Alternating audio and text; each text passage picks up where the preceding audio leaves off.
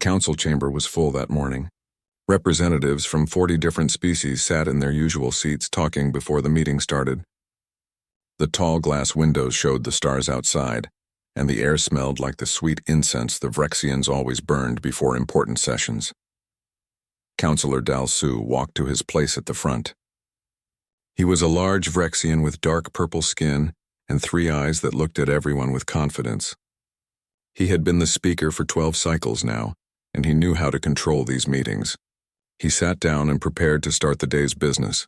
That was when he noticed it. The human seats were empty. Dalsu looked at the 5 chairs where the human delegation always sat. They were completely empty. Not just empty like someone was late. Empty like nobody was coming at all. The chairs looked strange sitting there with no one in them. He called to his assistant, a young Kirath named Hanul, who stood near the door. Hanul hurried over, his thin legs moving quickly across the smooth floor. "Where are the humans?" Dalsu asked. Hanul checked his datapad and his face went pale. "Sir, they are not here. The embassy sent a message this morning. All human staff have left the station." Dalsu laughed. It was a deep rumbling sound. Left just like that? Without even asking permission? Other councillors heard this and started whispering to each other. The news spread through the chamber like fire through dry grass. The humans were gone. Typical human drama, Dalsu said loudly enough for everyone to hear. They are always so sensitive. Someone probably hurt their feelings again, and now they are pouting like children. Several councillors laughed at this. The Plaxians nodded their heads in agreement. Even some of the Threxians smiled, showing their sharp teeth. But in the back of the intelligence section, a junior analyst named Bo-Ra was not laughing. She was a small Vrexian who spent most of her time reading reports that other people ignored. She pulled up files on her screen and started going through them carefully. The meeting went on without the humans. Dalsu made jokes about their absence.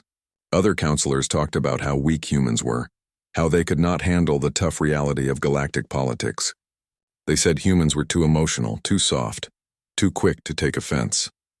Nobody seemed worried. After the meeting ended, Bo-Ra stayed at her desk. She kept reading through old files and reports. What she found made her stomach feel cold. The humans had not left suddenly. They had been planning this for months, maybe even years. Every human ship had quietly returned to human space over the past 6 months. Every human citizen working in council territory had slowly gone home. The embassy staff were just the last ones to leave, and there were warnings. So many warnings. Bo-Ra found speech after speech from Ambassador Tai-Jin, the human representative. He had stood in this very chamber and talked about fairness. He had asked the council to treat humans as equal partners, not as servants.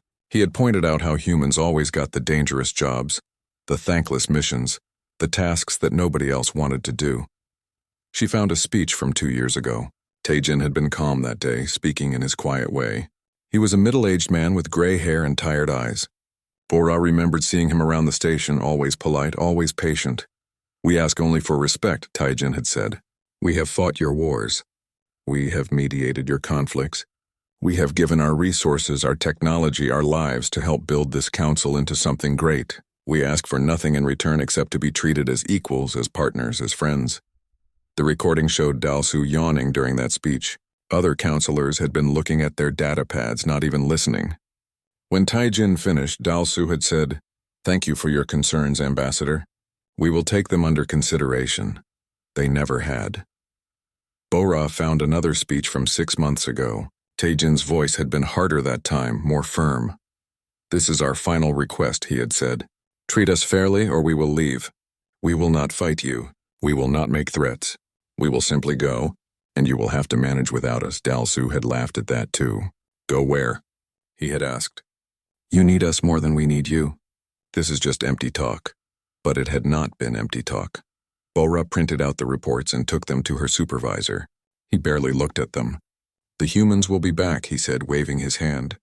"They always come back. They need the council for trade and protection." But Bo-Ra was not so sure. That evening she walked to the human embassy. The building was completely dark. The doors were locked. A simple sign hung on the front entrance. It said, "The human embassy is now closed. All inquiries should be directed to the human border stations. Thank you for your understanding. It was so polite, so formal, So final Bora stood there for a long time, reading that sign over and over. Around her, other species walked past, laughing and talking about their day. Nobody seemed to understand what had just happened. The humans had not stormed out in anger. They had not made threats or demands. They had simply packed their things, said goodbye, and left. They had done exactly what they promised they would do. 3 days later, the council held an emergency meeting. Dalsu stood at the front again, but he was not laughing anymore. Reports had started coming in from across council space. Human trading posts were closed. Human medical teams had withdrawn from disaster zones. Human peacekeepers had left border regions where they had been keeping hostile species apart. "We need to send a delegation," said Councillor Hanul, the Kirath military strategist. "We need to talk to them and understand what they want." "They already told us what they wanted," Bora said quietly from her seat in the back. Nobody heard her. The council voted to send Captain Jay Huan and a diplomatic team to human space. They would find out what was happening and convince the humans to return. It would be simple. The humans were reasonable people. They would listen. Dalsu felt confident again. "This is just a misunderstanding," he told the council. "We will clear it up quickly." But as the meeting ended and everyone left the chamber, Bora stayed behind. She looked at the empty human seats one more time. Something told her this was not going to be simple at all. The humans had been patient for so long. They had been kind for so long. They had been generous for so long. And the council had taken it all for granted. Now the humans were gone, and Bora had a terrible feeling that they were not coming back. Captain Jay Huan stood on the bridge of his ship and looked at the view screen. Before him was the border of human space. He had been to this region many times before. It used to be busy with traffic full of human ships moving in and out, traders calling out greetings, patrol vessels waving as they passed. Now it was silent. Not empty. Silent. There was a difference. Jaehuan could see defense stations in the distance. Their lights were on. Their weapons were active. But no ships moved between them. No communication signals came from them. It was like looking at a wall that was watching you but would not speak. "Try hailing them again," he said to Specialist Yunseo, who sat at the communication station. Yunseo was a thin Threxian with gray skin and large eyes. She had worked in communications for 20 years and could speak 17 languages. She pressed buttons on her console and sent out another signal. "Human vessels, this is Council Diplomatic Ship Aurora. We request permission to enter your space for peaceful talks. Please respond." They waited. Seconds turned into minutes. Finally, a response came back. But it was not from a person. It was a recorded message played by a computer. "This is the Human Border Authority. Human space is currently closed to all foreign vessels. We are not accepting diplomatic missions at this time. Please turn back. This is not a hostile act. We simply wish to be left alone. Thank you for your understanding." The message ended. Yunseo looked at Jaehuan with worry in her eyes. "Try again," Jaehuan said. "Use the emergency diplomatic codes. Tell them we are here on official council business." Yunseo sent the message with the special codes that were supposed to open any door in council space. The codes that meant urgent business from the highest levels of government. The same recorded message played again. Word for word. Exactly the same. Commander Hyewan walked up behind Jaehuan. She was a tall Vrexian woman with scars on her face from years of military service. She had fought beside human soldiers in 3 different wars. She knew them well. "They are not going to let us in," she said quietly. "We have to try," Jaehuan said. He was a Kirath and his people believed in persistence. "We will wait here. Maybe someone will talk to us eventually." They waited for 6 hours, then 12, then a full day. The recorded message played every time they sent a signal. Nothing else came through. During that time, other ships arrived. A Plaxian trading vessel showed up, trying to reach a human station where they used to buy medical supplies. The same recorded message turned them away. A Threxian passenger ship came looking for humans who had promised to attend a cultural festival. The same message sent them back. Yunseo spent hours trying to break through the communication block. She tried every code she knew. She tried sending messages in different languages. She tried using old frequency channels that humans used to monitor. Nothing worked. Every attempt got the same polite recorded response. "Their encryption has changed," she finally said, leaning back in her chair with exhaustion. "I cannot even scan their networks anymore. Whatever security they have now, It is far beyond what they had 6 months ago. HFY was studying the defense stations through the ship's sensors. "Look at this," she said, putting an image on the main screen. "These stations are new, or heavily upgraded. The weapon systems are different, more powerful, more efficient." HFY studied the image. He was not a military expert, but even he could see the difference. The stations looked more dangerous now, more serious. "When did they do this?" he asked. "That is the question," HFY said. "Our last intelligence report on human military capabilities is from 8 months ago. It shows nothing like this. Either they built all of this very quickly, or they had it ready and we never knew about it." Yoon Seo pulled up files on her screen. "I am reading the old reports now. We always assumed humans were behind us in technology. We thought their weapons were weaker. Their ships were slower. Their defenses were basic. Maybe we were wrong," he once said. "Maybe they just let us think that." Jae-hwan felt something cold in his chest. "You think they were hiding their real strength?" HFY shrugged. "I think humans are very good at making people underestimate them. We saw them as soft, emotional, weak. What if that was exactly what they wanted us to see?" They tried for 3 more days. Jae-hwan sent personal messages to human officers he had worked with before. Yoon Seo tried contacting human traders who used to visit council space. HFY even tried military channels, reaching out to human soldiers she had fought alongside. Every message got the same response: the recording. Always polite, always firm, always final. On the 4th day, something changed.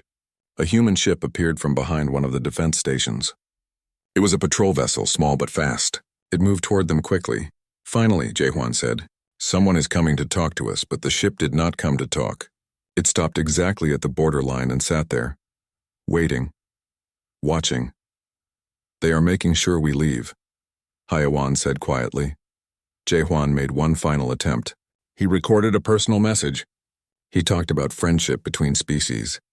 He mentioned all the times the council and humans had worked together. He asked them to please just talk, to tell him what the problem was. He sent the message directly to the patrol ship. For a long moment, nothing happened. Then the patrol ship turned around and went back to the defense station. No message came back. "Nothing at all. They are not listening anymore," Yoon Seo said sadly. "Or maybe they listened too much already and now they are done." Jae-hwan gave the order to leave. His ship turned around and headed back to council space. Behind them, the human border remained silent and closed. On the trip back, HFY compiled a report. She wrote about the upgraded defenses, the advanced technology, the complete communication blackout, the absolute unwillingness to negotiate. "This is not a tantrum," she wrote. "This is not a negotiating tactic.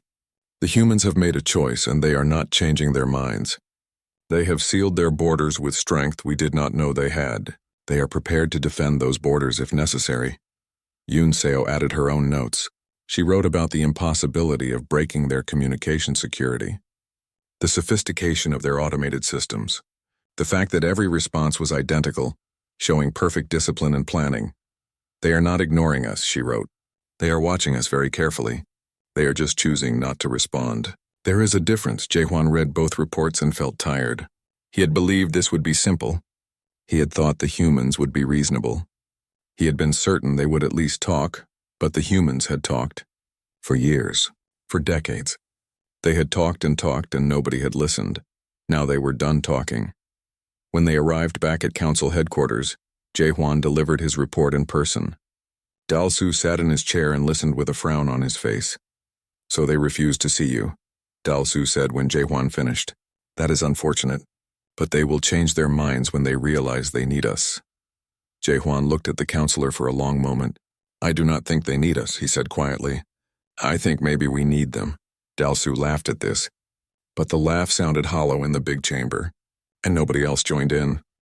The first sign came 3 weeks after the humans closed their borders.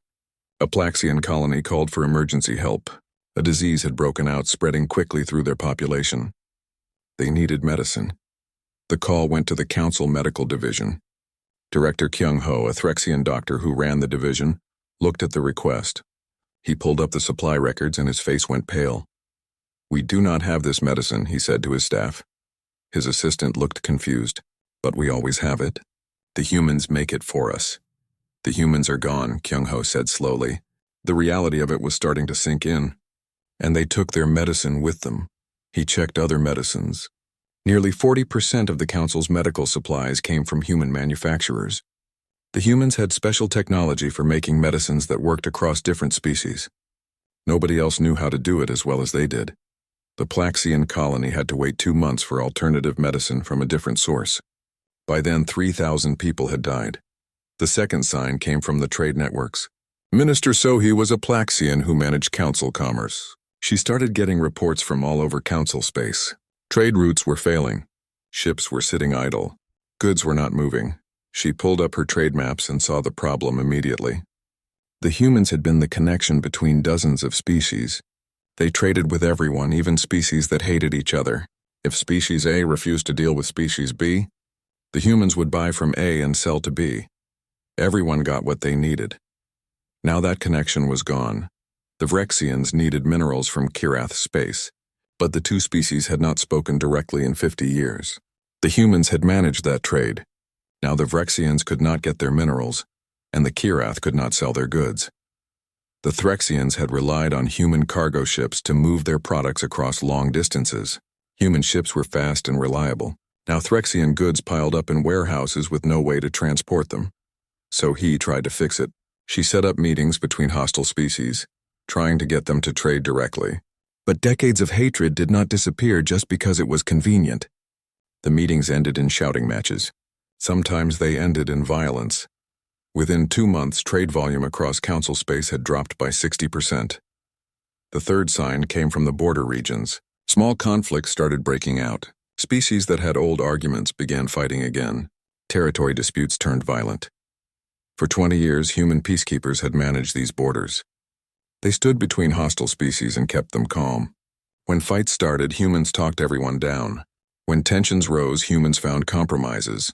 The humans had done this work without complaint. They had lost soldiers doing it. But they had kept the peace. Now they were gone, and the old hatreds came back like fire through dry grass. The council tried to send their own peacekeepers, but it did not work the same way. When Vrexian peacekeepers went to a Kirath border, the Kirath did not trust them. When Threxian peacekeepers tried to manage a dispute, both sides accused them of taking sides. The humans had been neutral. Everyone had trusted them to be fair, even when they did not like the decisions. That trust was earned over generations. It could not be replaced quickly. Within 3 months, 5 border wars had started. Bora watched all of this from her desk in the intelligence division. She compiled reports and sent them to her supervisors. Most of them were ignored. The people in charge did not want to admit how bad things were getting, but Bora kept digging. She went through decades of records.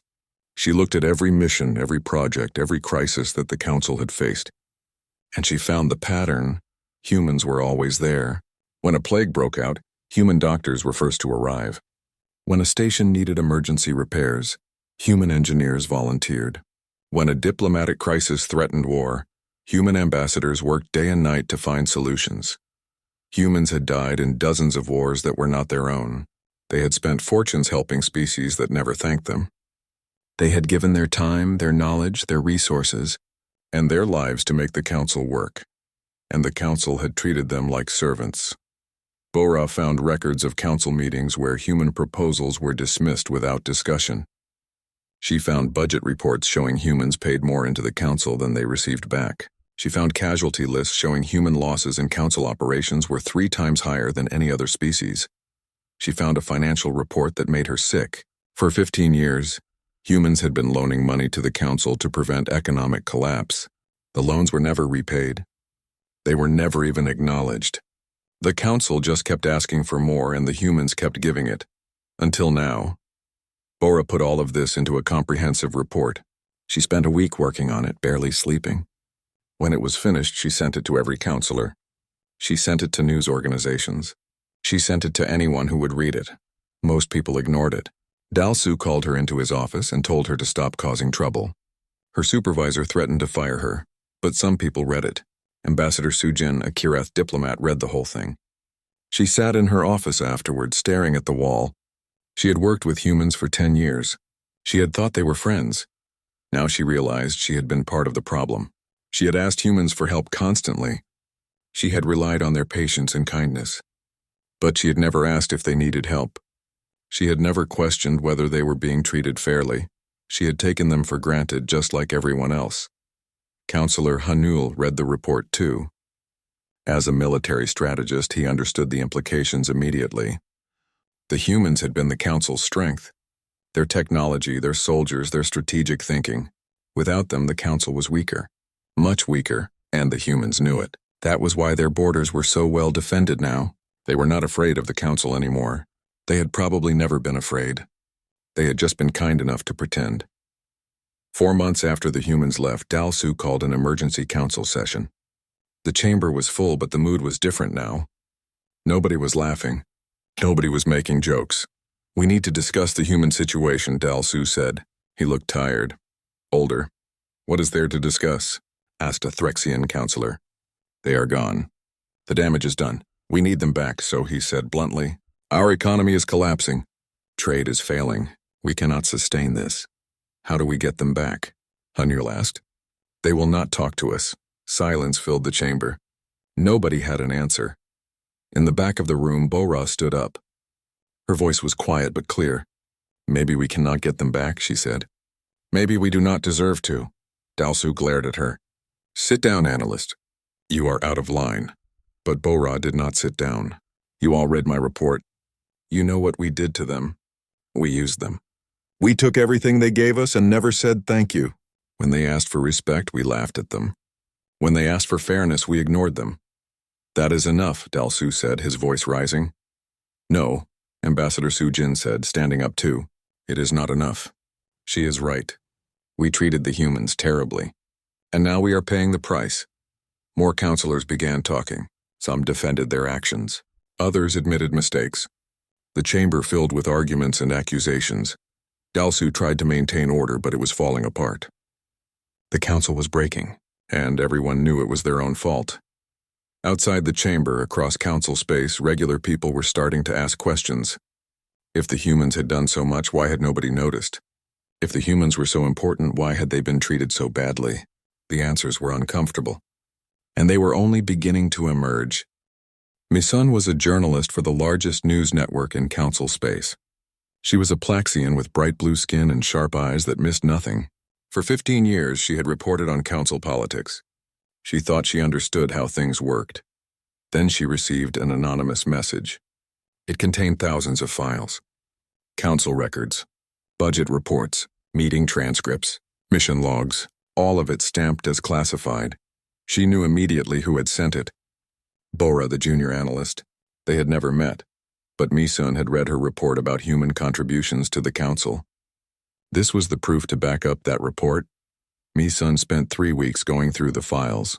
What she found made her angry. Not the quick anger that fades. The deep anger that comes from seeing injustice and knowing it was preventable. The files showed everything. 20 years of human service. 20 years of being taken advantage of. There was a mission log from the Kresh Nebula disaster. A station had exploded, killing thousands. The council needed someone to go into the unstable area to rescue survivors. The environment was deadly. Radiation levels would kill most species within hours. Humans volunteered. 20 human rescue workers went in. 12 of them died. They saved 400 lives from 6 different species. The council meeting notes from afterwards simply said, "Rescue operation complete. Acceptable losses. There was no memorial. No recognition." The human families received standard death benefits, nothing more. The council had moved on to the next crisis within a week. Misun found budget records showing the humans had loaned the council 40 billion credits over 15 years. The loans were never repaid. When human ambassador Tae-jin had asked about repayment 3 years ago, Councillor Dalsu had told him the council would pay when it was convenient. It never became convenient. She found records of human medical researchers who had developed treatments for cross-species diseases. They had given the formulas to the council for free, asking only to be credited in the research papers. The council had published the papers with no mention of the human scientists. When the humans complained, they were told not to be so concerned with glory. She found military reports from the Threxian-Kirath border war 12 years ago. Human peacekeepers had stopped the war from spreading. They had negotiated for 8 months straight, working without rest. 5 human diplomats had died from stress-related health failures during those negotiations. The peace treaty was signed. The war ended. In the official records, the credit went to the council leadership. The human contribution was listed in a footnote. Mi soon found a video file. It was from Ambassador Tae-jin's final appearance before the council, 6 months before the humans left. She played it on her screen. Tae-jin looked older than she remembered. His hair was completely gray. His face was lined with exhaustion. He stood at the speaker's platform and looked around at the counselors. "This is my last request," he said. His voice was calm, too calm. "We are not asking for special treatment. We are not asking for glory or credit or rewards. We are asking for basic respect. We are asking to be treated as partners instead of servants." He pulled up a holographic display. Numbers filled the air. Human contributions, human casualties, human loans, human sacrifices. "We have given everything we have to this council," Tae-jin said. "And in return you have given us contempt. You laugh at our concerns. You dismiss our proposals. You take our help and never say thank you." The camera showed the counselors. Some were looking at their data pads. Others were whispering to each other. Dalsu was checking his messages. Nobody was really listening. "So this is our final statement," Tae-jin said. "Change how you treat us or we will leave. We will not fight you. We will not cause problems. We will simply remove ourselves from a relationship that has become harmful to us." He had stood there for a moment looking at the council, hoping someone would respond with understanding, hoping someone would see that this was serious. Dalsu had waved his hand dismissively. "Thank you, Ambassador. We will discuss your concerns." Then he had moved on to the next agenda item. The video ended. Mi-sun sat in silence for a long time. She had been in that chamber that day. She had been reporting on council business, and she had not paid attention to Tae-jin's speech either. She had thought it was just more diplomatic talk. She had been part of the problem too. Mi-sun wrote her article. She included everything. The missions where humans died, the money they loaned, the research they gave away, the peace they maintained, the respect they never received. She included Tae-jin's final speech. She included the council's response, or rather, the lack of response. Her editor read the article and went pale. "You cannot publish this," he said. "The council will shut us down." "Then they shut us down," Mi-sun said. "But people need to know the truth." The article published the next morning. Within an hour, it was the most read story in council space. Within a day, it had been shared millions of times. People were furious. Not at the humans. At the council, protests started within a week. Thousands of people gathered outside council headquarters. They carried signs that said, "Apologize to the humans and we failed them," and "Justice for the 12," referring to the rescue workers who died in the Kresh Nebula. More journalists picked up the story. They found more examples. A human agricultural expert who had saved a Plaxian colony from famine and received no recognition. A human engineer who had designed the safety systems used on every council station and never been paid for his work. A human teacher who had developed educational programs for 20 different species and been told her methods were too simple. The stories kept coming. Each one showed the same pattern. Humans giving, council taking. Humans asking for respect, council giving contempt. Elder Wanshik was one of the few counselors who had supported the humans. He was a Kirith who had served on the council for 40 years. He had voted against every decision that exploited the humans. He had been outvoted every time. He held a press conference. He stood before the cameras and spoke honestly. "I am ashamed of this council," he said. "I am ashamed of myself for not doing more. The humans asked for so little. They deserve so much, and we gave them nothing but disrespect." He showed records of the final vote, the one that happened just before the humans left. Ambassador Tae-jin had proposed a new agreement. Humans would continue helping the council, but in exchange they wanted equal voting rights. They wanted fair payment for their services. They wanted credit for their work. The council had voted against it. 35-5. The majority said humans were asking for too much. They said humans should be grateful to be part of the council at all. 2 weeks after that vote, the humans had closed their embassy and left. The public reaction was explosive. People demanded resignations. They wanted Dalsu removed from office. They wanted investigations into council corruption.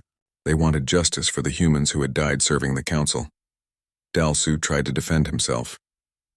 He gave speeches saying he had been trying to protect council interests. He said humans had always been free to leave if they wanted. He said the council had done nothing wrong. Nobody believed him. In her small office, Bora watched the news and felt a mixture of satisfaction and sadness. She had wanted people to know the truth. Now they knew.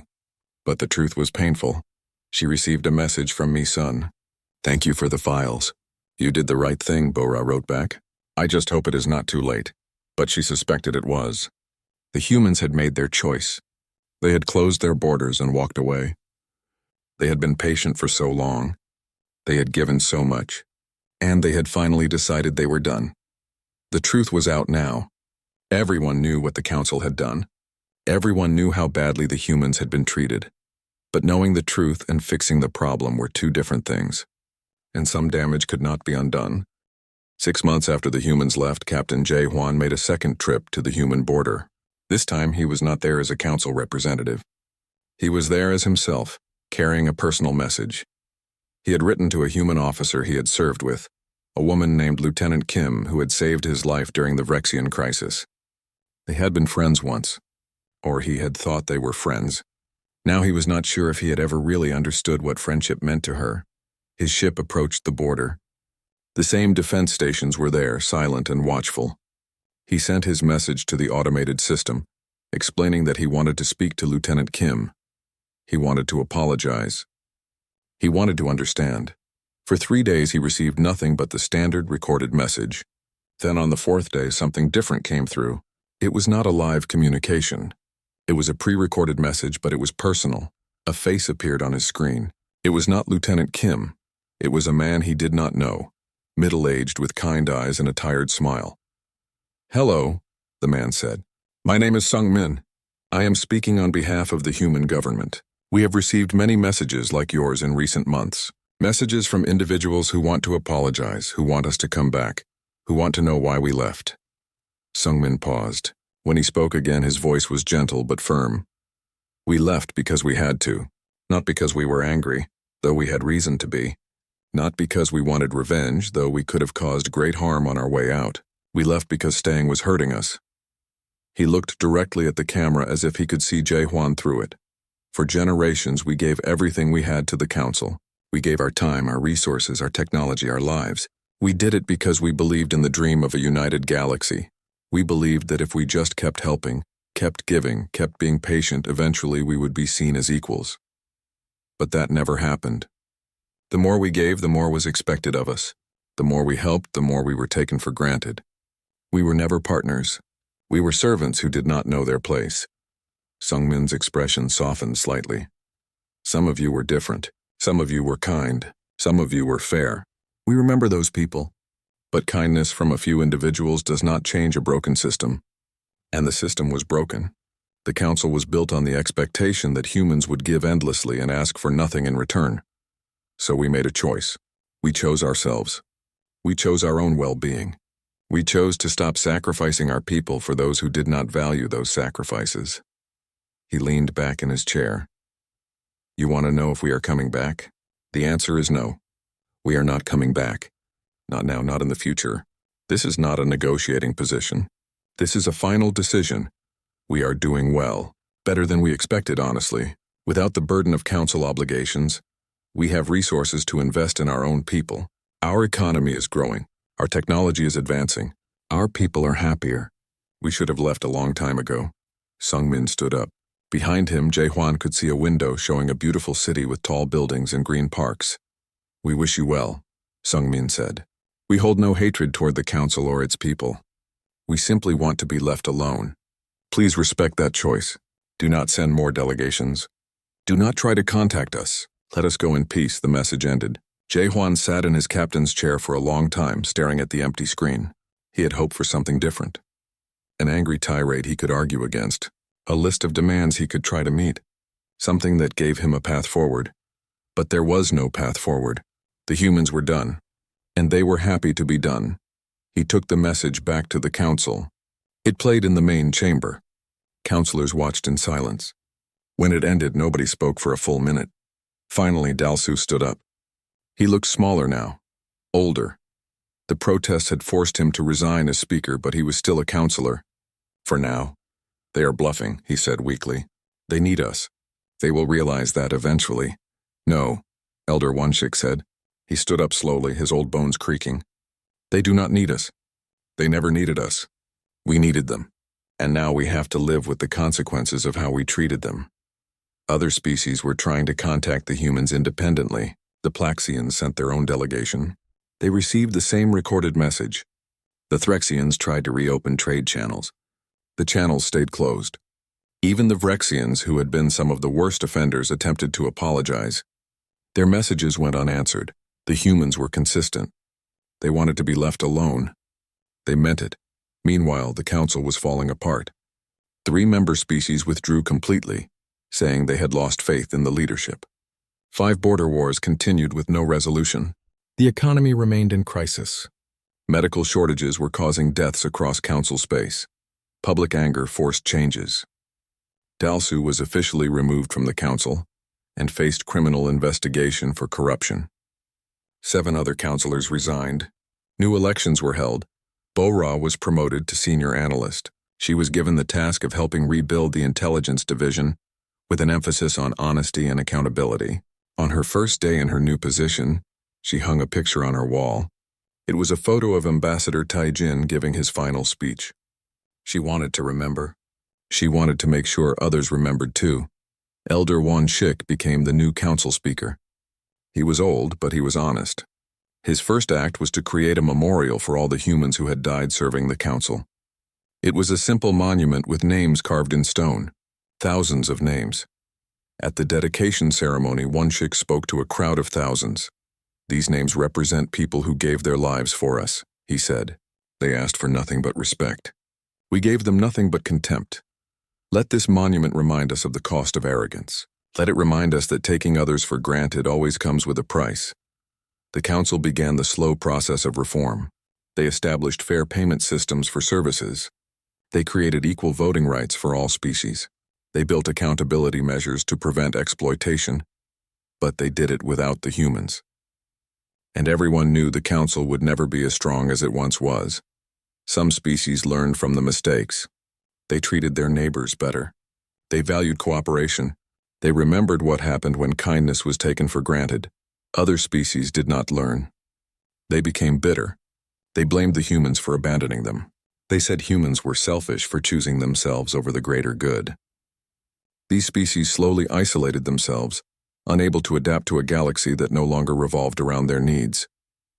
Years passed. The council stabilized but never fully recovered. Trade networks found new, less efficient routes. Wars eventually ended through exhaustion rather than negotiation. Medical research continued without human innovation, progressing at a fraction of its former speed. Occasionally, rumors came from human space. Their colonies were expanding. Their technology was advancing rapidly. They had formed new alliances with species outside council territory. They were thriving. Captain J. Huan heard these rumors and felt a mixture of emotions. He was happy for them. They deserved success. But he was also sad for what might have been. If the council had just listened. If they had just treated the humans fairly. The galaxy could have been so much better. Ambassador Su Jin visited the memorial often. She would stand there reading the names, thinking about the humans she had worked with. She had thought she knew them. She had thought she understood them. But she had never really seen them as equals. She had seen them as useful, as helpful, as kind, but not as equals. That was the real lesson, she realized. The humans had not left because of any single incident. They had left because of thousands of small disrespects. Thousands of times they were overlooked. Thousands of times their contributions were minimized. Thousands of times they were expected to give without receiving. It had added up over decades. And finally, they had decided they were done. Bo-Ra wrote a final report about the human withdrawal. It was required reading for all new council members. The conclusion was simple. Respect must be mutual or relationships will fail. Take people for granted and eventually they will leave. And sometimes they will not come back. On a human colony world at the edge of explored space, a community gathered for a celebration. It was the anniversary of the withdrawal, what they called Independence Day. Children played in the streets. Families gathered for meals. People told stories of the old days in council space, and everyone agreed they were better off now. An old woman stood on a balcony watching the celebration. She had gray hair and tired eyes. Her name was Ambassador Taejin's daughter. She remembered her father coming home exhausted every night, frustrated by meetings where nobody listened. She remembered him making the difficult decision to recommend withdrawal. He had died 2 years ago, long enough to see that his choice was right, long enough to see his people happy and free. She raised a glass to the sky. "Thank you, Father," she said quietly. "Thank you for being strong enough to choose us. Thank you for knowing when to walk away." Around her, humanity continued its celebration. They had left the council quietly, without drama or vengeance. They had simply decided that their own well-being mattered more than endless service to those who did not appreciate it. It was the most human thing they could have done, to give so much for so long, and then to finally peacefully choose themselves.